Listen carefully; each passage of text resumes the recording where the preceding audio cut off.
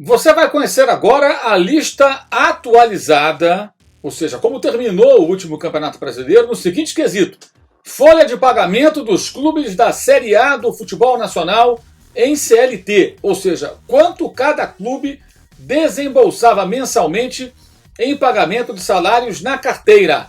Na carteira. Só explicando para você entender.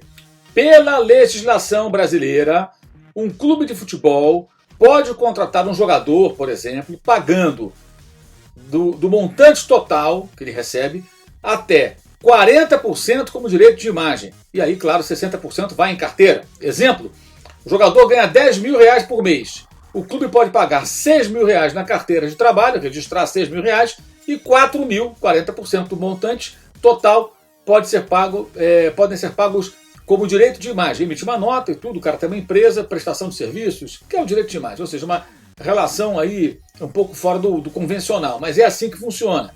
O clube também pode, claro, pagar 100% da carteira, ou 90% da carteira, 10% como direito de imagem, 80% da carteira, 20% como direito de imagem, enfim, há várias possibilidades de distribuição com esse limite, esse teto, 40% no máximo como direito de imagem. Por isso, como alguns pagam mais na carteira, outros pagam menos, esse ranking que você vai ver agora não é o ranking de quanto cada clube desembolsa mensalmente no total. Tem bônus, luvas também. Isso você consegue ter um número próximo quando saem os balanços dos clubes, que isso acontece no final de abril. E aí você tem ali os números que consegue montar mais ou menos um ranking. Nunca é 100% preciso, porque nem sempre os balanços são tão claros, não há um padrão, infelizmente ainda não há, tomara que venhamos a ter no futuro, que determine quanto cada um paga por mês. Salário em carteira e direito de imagem. Isso é muito importante, até para a transparência e o entendimento do torcedor com relação ao que está sendo feito, por exemplo, com o dinheiro que ele paga de sócio-torcedor, ingressos que ele compra, produtos que ele consome do clube, né? Sem contar que o torcedor gera receita até sem comprar nada, porque a simples existência daquele torcedor, ou seja, daqueles muitos torcedores de um time muito popular, por exemplo, gera milhões que a TV aberta paga pelo Brasileirão, por exemplo. Então, o torcedor tem o direito de saber essas coisas, mas ainda não temos uma precisão. A BR Contracts, cujo perfil no Twitter você pode seguir clicando no link que está aqui embaixo na descrição desse vídeo, fez o levantamento que você vai ver agora em detalhes, ou seja, quanto cada um gasta em carteira. Tá? Veja lá. Corinthians em primeiro. E é impressionante, porque o Corinthians é o primeiro e é uma relação custo-benefício muito ruim, porque o time foi 12º no campeonato. É claro que o Corinthians não vai ficar à frente de Flamengo, Palmeiras e Atlético, se você contar também direitos de imagem, bônus, etc. Certamente não vai ficar. Mas, convenhamos, o Corinthians investe pesado no seu futebol para ficar numa colocação tão ruim no Campeonato Brasileiro. Então, dinheiro mal investido. Né? É uma má gestão do futebol. Independentemente de ficar em segundo, terceiro, quarto ou quinto no ranking geral, digamos assim, contando também direito de imagem. Flamengo em segundo, Palmeiras, Atlético Mineiro, Inter, Grêmio, São Paulo, Santos, Fluminense. Nono do ranking, quinto na classificação do Campeonato Brasileiro, vai para a fase de grupos da Copa Libertadores do Fluminense. Excelente relação custo-benefício. Bahia, aí deixou a desejar. Vasco, olha só o Vasco, rebaixado, tendo o 10º, junto com o Bahia, né? São os dois ali que tem o 10º maior investimento mensal em salários de carteira. Muito ruim a relação custo-benefício do Vasco, claro, um desastre, rebaixado. Atlético Paranaense, Red Bull Bragantino, Botafogo também investindo muito para um time que foi lanterna.